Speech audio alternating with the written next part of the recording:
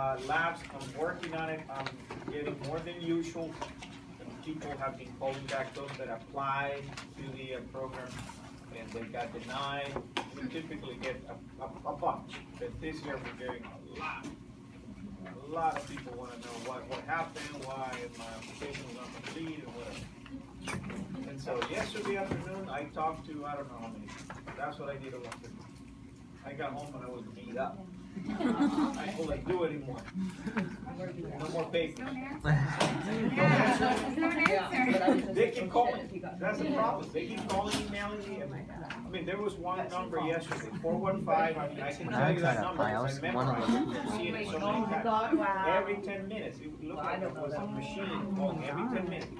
Telling us a point off for next year at the free person. How annoying. If I was able to memorize, the number, I memorized that number really well. Yeah. It's on the blacklist. On Monday. But anyway, so just I'll work over the weekend. How many people applied? Cynthia. There were about 90 applicants. Yeah, which is fine. The problem was not the problem. The good thing was they are difficult for us selecting.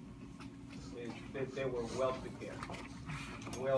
Very few had incomplete classes, which is typically the problem. Now, many, I never seen such a group like that. Many, I don't know, I can count at least 30 in my group, the groups that I reviewed, that didn't have the right CPR. Not having the right CPR, so They took points. online classes? Many didn't got in because of that CPR class, CPR card. Is it due to expired CPRs? No, it's just a wrong Get the right CPR. one. There's so many different ones. I know that was confusing. I followed up on everything. So anyway, yeah, well, I'll get it. Get it done here. Yeah. And how many applications you have this year? 90. 90. Are you going to collect the homework or? Yes. Wait a minute. Long. He needs to order the. He doesn't know, but they are the numbers. So he's gonna. Dina kind of gave me like a range that she thinks, but not for all of them. She only 3. Yeah. But Long is gonna look into it. Can we go? Yeah. Ours too. Oh, it's just one range. The county is one range. He's on it. Oh, I'm forgotten of the You forgot. I'm forgotten my car. Okay. I will give you Go get it. right now. I'm trying to get something out. You'll get it after class. During the break. All right. I'll collect it at the end of class. It looks as some of you look surprised. Yeah, and please don't come up. If you don't have it, just tell me. I have it, so don't come up with nothing. Just try and lie to me. I know those numbers. I'm gonna call the clinical instructor. There's some suspicion. Then I won't give you no credit at all. Yeah. Get it done. Anything else? Oh, I received, I haven't been able to tell you, I got it or whatnot. But I can tell you, those of you who sent your 415 paper this morning, I haven't looked at it. Or if you sent it at midnight last night, I haven't looked at it. So I will tell you who I have so far. And those are people that sent it 3 days ago, 4 days ago. So I'll tell you who they are.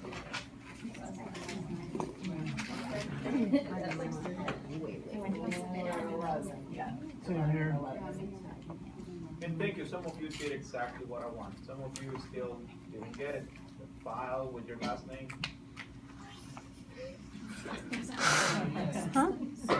Whatever. All right, so I have papers on who, Javier, Kasansky, Reyes, and Tam. So then those are people that sent it before yesterday morning, I think, or yesterday afternoon. Yeah. Or I don't know. So everybody else, if you sent it this morning or late last night, I haven't looked at it yet. Okay.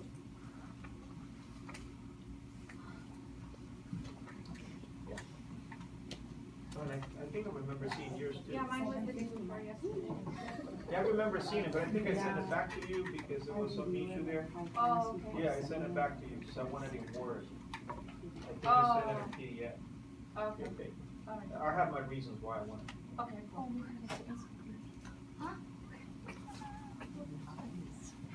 Okay, okay.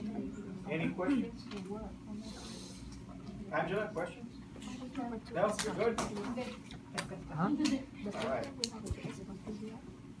I sent mine in And nothing else, any questions about, let's switch to lecture now. Any questions about density? I'm just about to finish density. So this is your chance. Yes, So if the image is more bright, it means it's less dense? yes. Say that again. She asked if an image in a computer monitor is brighter, is it less dense? I said yes. Yeah, okay. Okay, anything else?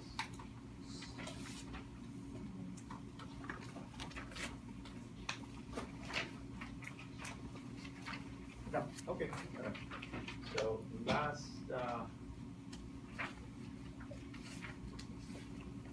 this is the last piece. This is where we stop on Monday. And so the beam restriction is inversely related to density, which means if you collimate, you're going to lose density. And that's why you compensate, right? By increasing your mass. Make sense? When you collimate, okay, sometimes sometimes it's easier to understand the concept that if you're collimating, you're getting less photons to the image. Does that make sense? Why is that? Why is that? A lot of times people think the opposite. And I tell you what I find by talking to students and talking to techs, a lot of times people think that when you collimate, what you're doing is concentrating the photons. Yeah. You are not, okay? You are not. You're not, it's not like a funnel. When you collimate, it's not a funnel that, now you grab all the photons and now you squeeze them into one smaller area. That is not what you're doing, okay? What you're doing is, when you collimate, if this is your beam, what you have, if your beam comes here, and it's say, these are your collimators, so what happened to this beam, the original beam will be turned into this. Okay? And so you lose all of these extras, are lost. Okay? It's not that they will be regrouped and redirected to this area. No, you lose this whole area here. This whole area of photons are gone. Make sense? So that is why when you collimate, you lose density. And so you, as an X-ray tech, if you want to maintain the density that you had, or the density that you desire, you want to increase your mass a little bit. Okay? You do not want to increase your KVP, because if you increase KVP, what happens? You increase the scatter radiation. Good. And if you increase the scatter radiation, then what happens? Yeah, you increase density, the contrast suffers. Okay? You end up with more fog. All right? Okay. So that's the last piece with density. Oh, and fog. Okay. Fog. Yes, I'm sorry. When you say increase mass a little bit, do you mean at least 50%? Since At least what? at least 50%? 50, not in this Did you case. say before No. you won't see any change? In this, it depends on how much you're collimate. The more you collimate, the more photons you lose, the more density you lose. So it depends. There are cases where 30%, there are cases where just a little tweak might be enough. Because it's not, say for example,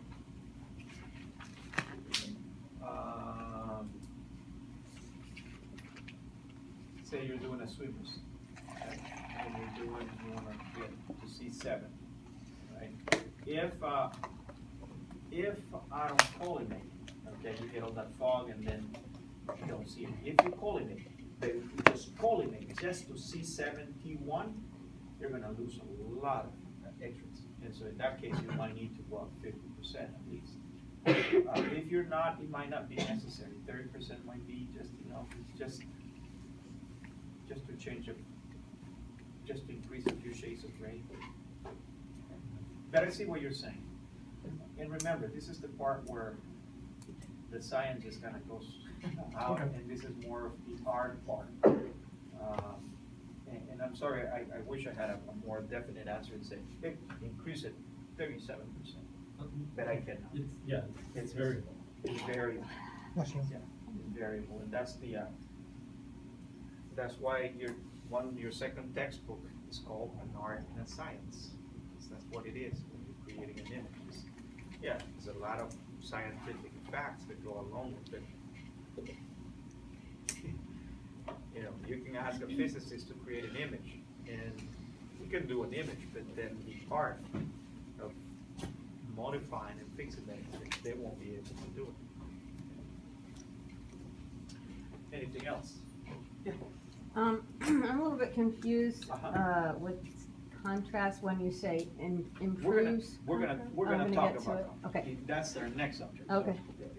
Now, because I've been throwing at you, and it hasn't been fair, but I've been throwing it at you, contrast density from Radt430, right? And I've been doing it so you guys can get used to the language and the terminology.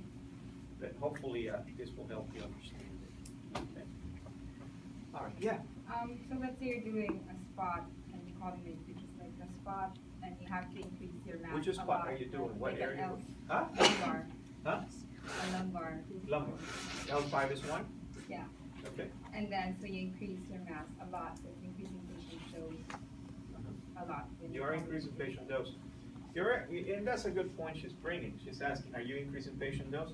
Yes, you are increasing patient dose to that area. The overall, if we look at this, that's one way to look at patient dose, is to look at what is the overall effect in the whole body. Might be the same as leaving the collimation open. See what I'm Okay, doing? but the contrast is better. Let's not talk about contrast. Okay. All right. Density, if you increase mass, yeah, it will be, you improve your density, you increase your density. All right, so fog, okay, and this refers to radiographic film. Does fog affect CR plates? Yeah. How?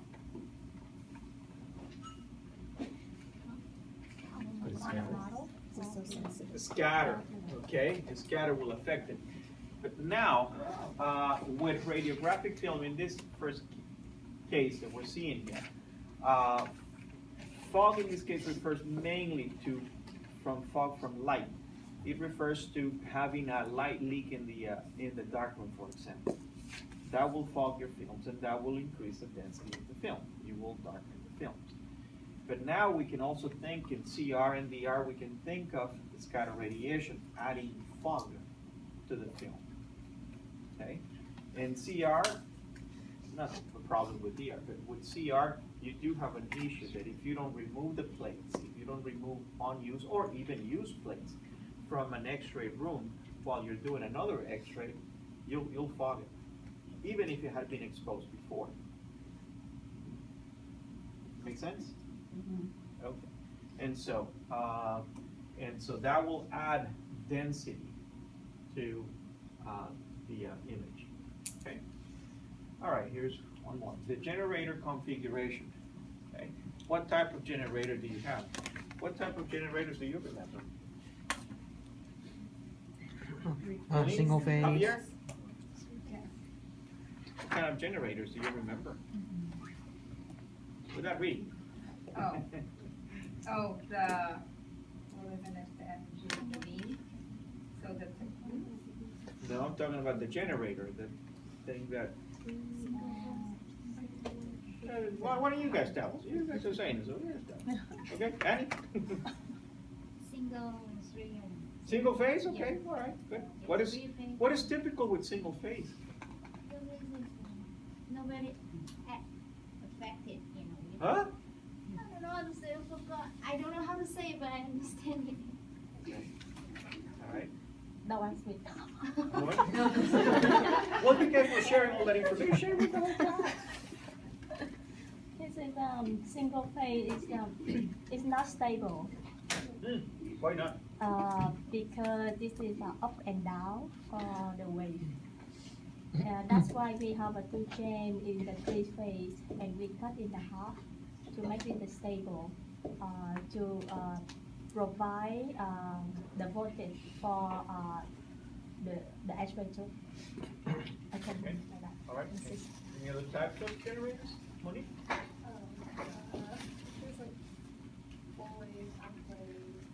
Okay, halfway, okay, full wave, single phase. Let's put together what you did. Okay. Three phases was voltage, so it's more stable, which is better for you too. Okay. Anything else? Sabine? High frequency? Huh? High frequency generators. Mhm. How about phases? You guys remember that? Yeah. Okay, Karen? So basically, like for example, the single phase, like the voltage ripple is Let's concentrate, I 100%. think we've got that one, but let's concentrate on the full phase, different phases. Oh yeah, okay. Single phase, three phase, and high frequency one, and Okay, now pulses. three phase had like 6 poles, and there's like 12 poles, I believe. And the 12 poles has less voltage ripple, and Okay, so now let's think about it. Okay, let's go back now that everybody remembers that, right? Okay, all right, a little bit at least. All right, what do you think? The problem here is the voltage ripple, right? Because what happens when the voltage ripple or when the voltage goes down to zero? What's the not problem? anymore. the tooth is will be destroyed. The tooth H2. No. What else? Low energy photons.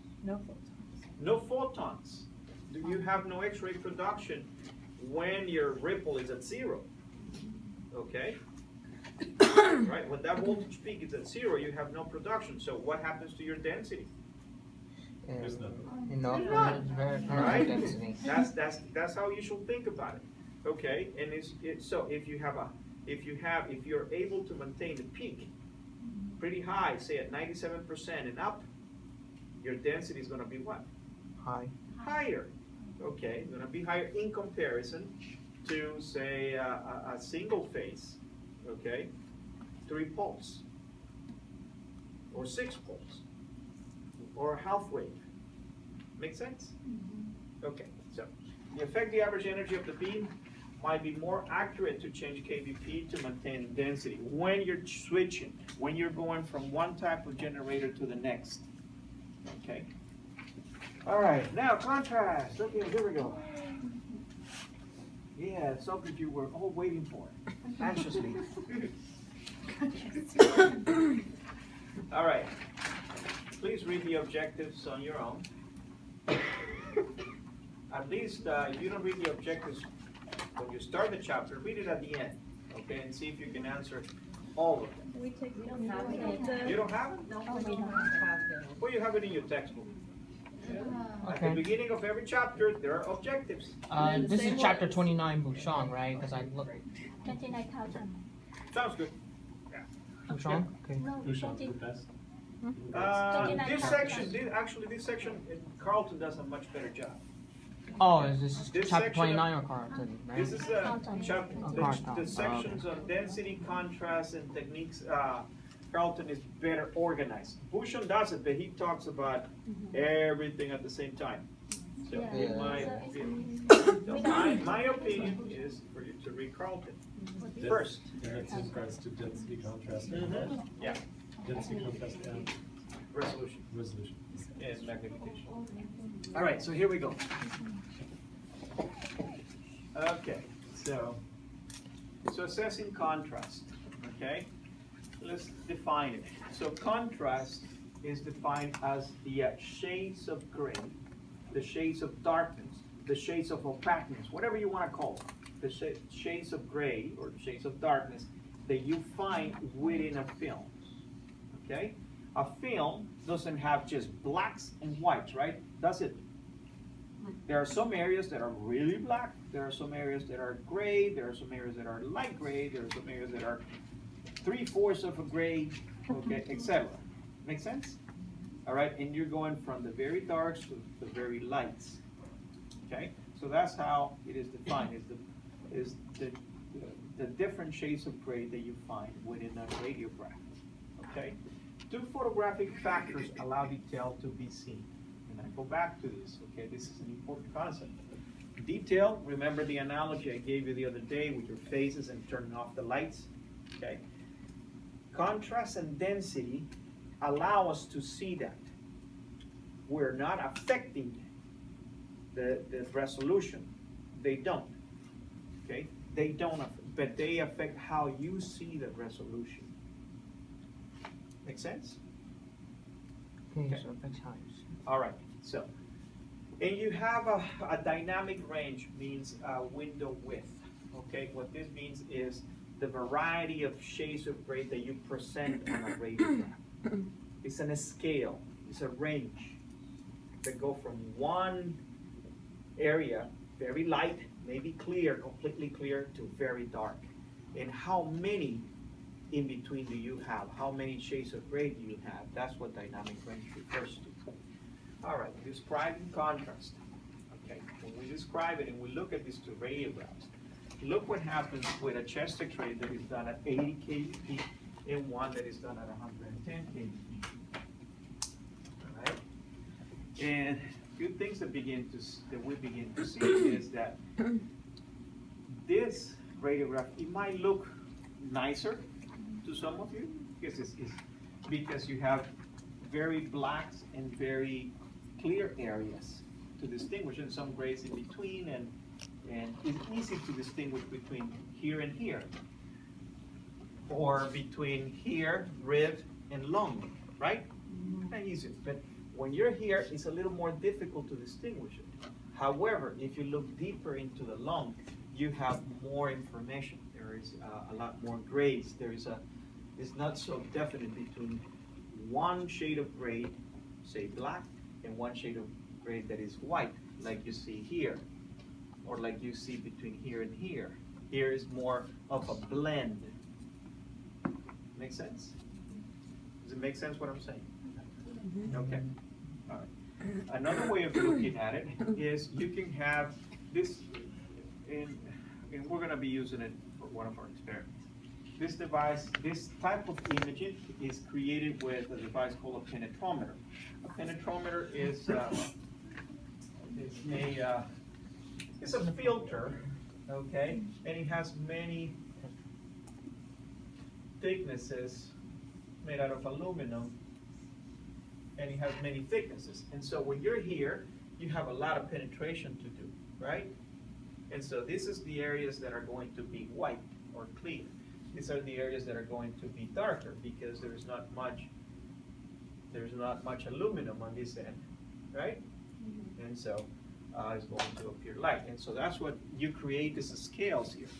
And it's difficult to see here, but we have a lot more scales.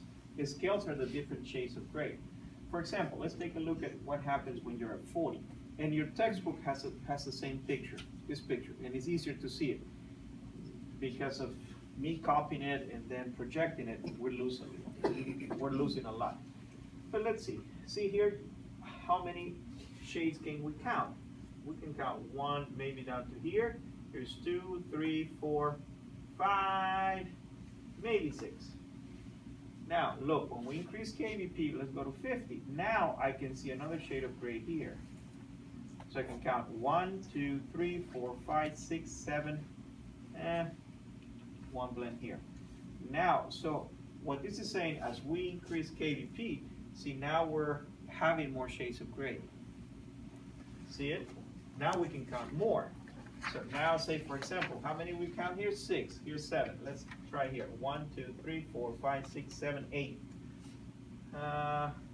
1, 2, 3, 4, 5, 6, 7, 8, 9.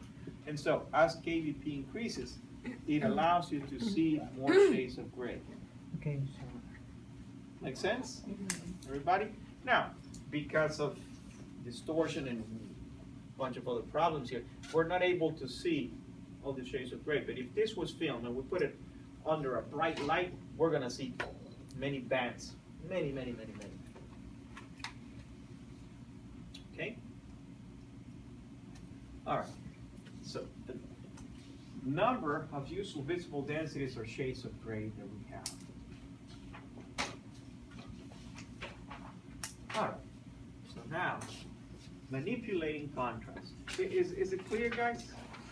See, so when we talk about contrast, contrast is the multiple shades of gray that you can present on a radiograph. Density was the darkness, okay? And you can say each band, each gray, you can say that's in a specific density. So it can also be described as the multitude of densities that are presented on a radiograph. Make sense? Some densities are higher, some densities are lower, but you have many densities. Think of you guys, okay? Those of you, especially those of you who are wearing a black shirt, black sweater, and those of you who are wearing kind of grays and whites, you will have not every, say for example, say, can you guys stand up? Thank you. And can you stand up and face the class? Yeah. Can you stand up? All right, so if you look at it, okay, look, will you say, for example, that his shirt and her shirt are the same black? No. See that? So this is a higher density than that one. Okay? Sorry, I pointed at you. Make sense? Yeah. All right. And now, if we look at her sweater, okay, and look at the gray areas, okay, do we have density? Yeah, but it's not as high as her dark sweater. Okay? And the same with me, okay, with her sweater. Okay? We can compare her gray with her gray, and hers is probably a little darker. Make sense? Yeah. And so that's how contrast is described. Well, how about you, the three of you? I mean, you guys have gray shirts, but are they? Oh my God. This will be a long scale, right? I mean, look, Are you describing the density or the contrast? I'm describing contrast in terms of density, because each band, each shade of gray is a density, it's a specific density, right? So Yeah. that's what I said. If you're just looking at one density, you can't describe it as you contrast. can describe contrast. Because contrast You is have the to have comparison a of it range with- of them. Okay. Okay, at least two, right? Yeah. At least two. For example, if we go back to her sweaters or her shirts, okay, we will say that Hilda's is a little lighter than, let's see. Yeah, Hilda's is a little lighter than Angela's, and Angela's is lighter than Christina, don't you think? Yeah. Yeah, exactly. And so, all right, so it's a slight change, right? But there is a change. Make sense? And then we could put, Monique or somebody else, and until we get to John with the darkest shirt or Jesus with the darkest jacket. And now we can talk about contrast. Make sense? Everybody? Yeah. Okay, good. You gotta throw on your jacket. Yeah. I Thank you for all the models that you have. All right, so manipulation of contrast. Okay, contrast can be manipulated. Okay, you can compress it. Okay, where you have less shades of gray, or you can expand it where you have more shades of gray. Okay, and the main factor to change that, okay, is KVP. Okay, all right. The more KVP, the higher the KVP, the more scatter radiation, the more shades of gray, and so you stretch the scale. Okay, so you have a long scales of gray. That makes sense? Yeah, so Okay. scatter is kind of helping. Scatter is what is doing it. Yeah. Okay? Don't think of a scatter helping. Yeah. No, I, but it was interesting. But- Like an interesting way of kind of thinking about Yeah, it. it's a twisted way. It's a twist of it. All right, so can be achieved by changing the d log e curve, okay? And this will refer to, what is this referring to, by the way? The graph, okay? Film. The graph of film, good. That's Uh-huh.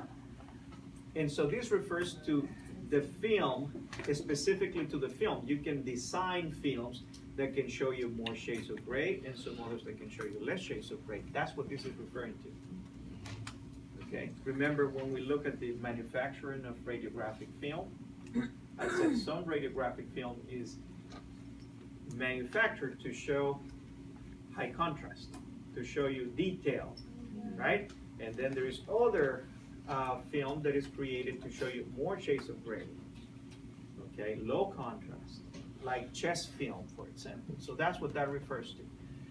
Or we can also change it by adjusting the KVP.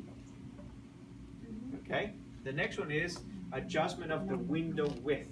When with digital systems, when you adjust the window width, that's what you're doing. You're adjusting the contrast. You're adjusting the shades of gray.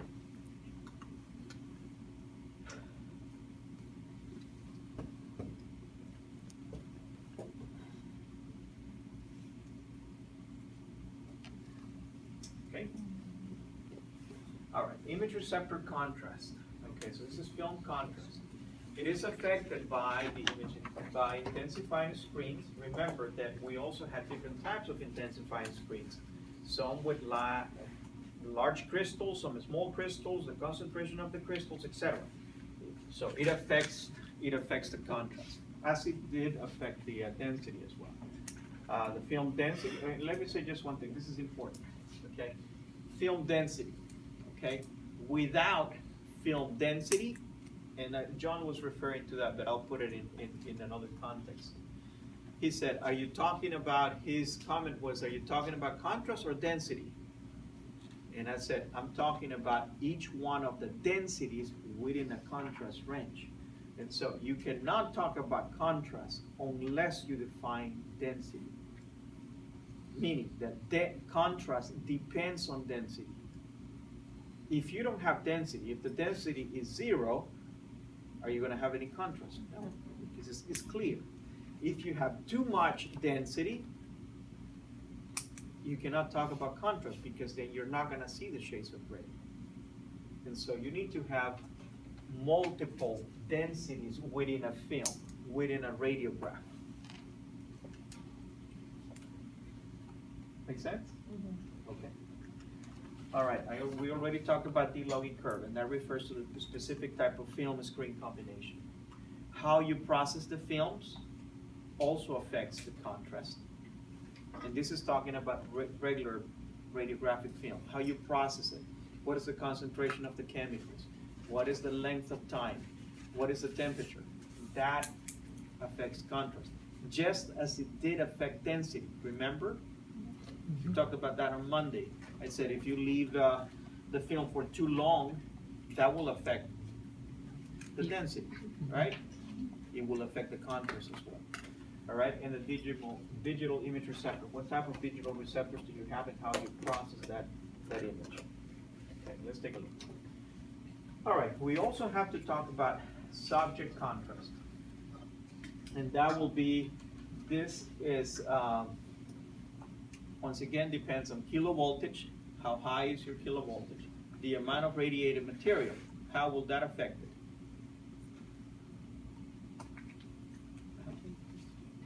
Go ahead. More material, more scatter. Exactly, more material, more scatter, right? And more scatter, okay, more shades of gray, right? And is the and we'll get to that in just a bit, is the opposite of what you just said. Let's go.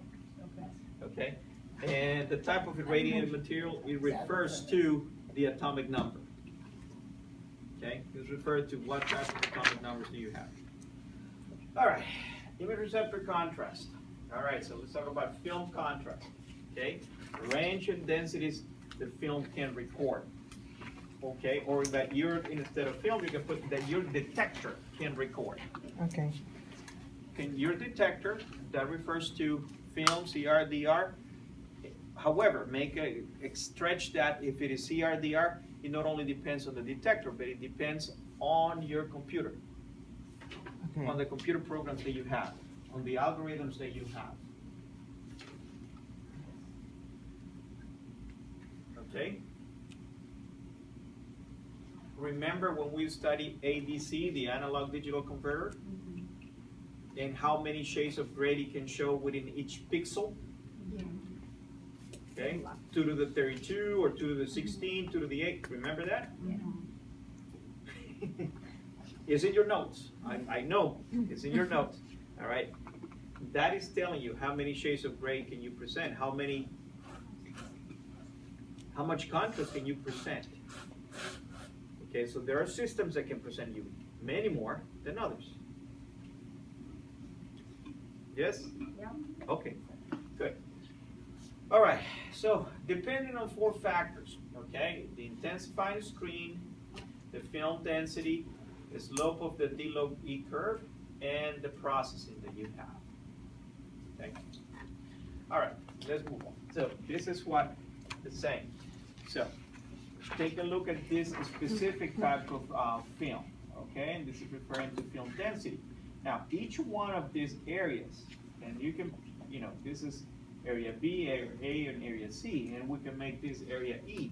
Area E has no density. Area B has a little bit of density.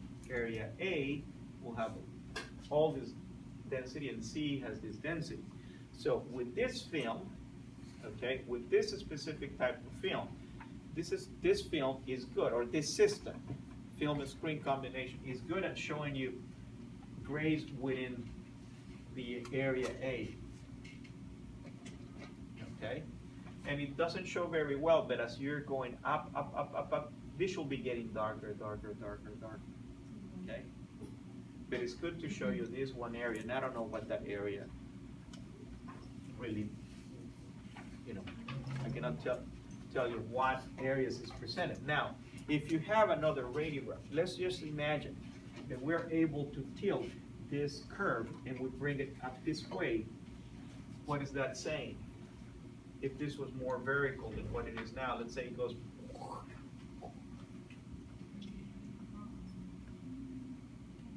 it's gonna show you less shades of gray, right? Say measure here, see, less shades of gray. Are you guys following? Can you measure? I better measure. It's at an angle, I didn't know. All right. So look, if we're measuring, remember what I just said. As you're moving up, okay, as you're moving up, the image is getting darker, right? And so, if we stretch this line here, that means that we're gonna be able to see these many shades of gray within this range. From, I don't know, from here. If we make it more vertical, you're only gonna show these many. Make sense? Yeah, makes sense. Now, if we, on the other hand, we want the radiograph that we want, let's say it's a chest x-ray, and we want to show more shades of gray, then we will bring this slope, we'll bring it down even more. Let's say we start here, and we stretch it here. Start here, and then stretch it there. Then, anyway, the point here is the more horizontal your graph is, okay, the more shades of gray you're going to present. The more vertical, the less shades of gray. With digital system, this graph can be manipulated. What I was doing with my arms and my hand, that's what you're doing when you're windowing. When you're doing window width, that's what you're doing. Okay? You're changing this. With film, you can't do that. With film, you have a specific type of film that is used for a specific anatomy. Okay, you can say, I want film that can show me very black and whites. I don't want grays, black and whites, like mammal film. one very sharp, high contrast film. Okay, so that will have, how do you think in the case of mammo, how do you think the graph is gonna look? Very steep. Very steep, almost vertical. Okay, if you wanna show more shades of gray, okay, then it's gonna look very low. Okay. All right. Exposures are more critical from nanofilm than others. Yeah, but in this case, we're not referring so much to the exposure. This is just inherent in the film.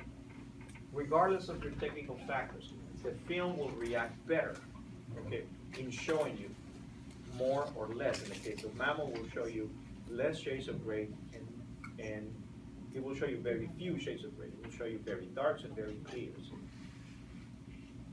Anybody else? So then that's for digital, not for film? It can be for either one. Oh. Either one. Remember, this is just a representation of what your system, either film screen or a digital system, Okay. is able to present. Okay. Now, with digital systems, we don't pick, right? We don't pick, oh, I want a 200 speed, or I want a 400 speed. What is it that we pick? The exam. You pick the exam. You say, I'm doing a chest x-ray. Okay? You still have the same detector, but how you process the image, the algorithm that you process the image will be different. So that's why it's important that you pick the correct body part. Are we good? Okay. So here's another example with two different types of films, and I already explained it. So do you need to explain it again? Oh, you're getting right. I don't want to explain it again. All right, I already did. Here's another film. I already explained it again. All right. Digital image receptors, window manipulation. Yeah, and this is also, you also explain it. When you're doing windowing, window width, that's what you're doing. You're manipulating that, not only how you process the image, but if it doesn't look right to your eyes, you can still manipulate it, okay? And careful though when you're doing that manipulation, because, and this is more, not so much for this class, but more for practical purposes, when you're doing your window width manipulation. Unfortunately, what the screens that we're using as X-ray technologists, they are not the high-end, high-resolution screens that the radiologists use. And a lot of times, it might not look good to us on our screen, and we start making it look right to our screen and our eyes. When it's sent to the radiologist, it looks lousy. And so careful when you do that. Many hospitals recommend that you don't do it, just leave it alone and send it to the radiologist. They can change it. If they don't like it, they can change it. Okay? That makes sense? Mm-hmm. Yeah, so I typically, unless, something looks really ugly, I will do something. But otherwise, I typically leave it alone, send it to the radiologist, and they can change it. Okay? They can, if I am within the range of my exposure range, they can do a lot. Okay? And then they can adjust it to what is right for them. And I know many technologists don't do that. I mean, they have already made it a habit of changing it. And it's a problem because when it gets to the radiologist, it looks really bad. And it doesn't look, and it might not be the technical factors, it might not be the tech, it might be the tech just playing around with the window width. Okay, so my suggestion is leave it alone. Even if it looks lousy to you, okay? Send it. I mean, if it looks really bad, don't, but within range. You know, if it is within the range of exposure, just send it to them, and then they can change it. Right? Why don't we take a break? Let's come back at 11:05.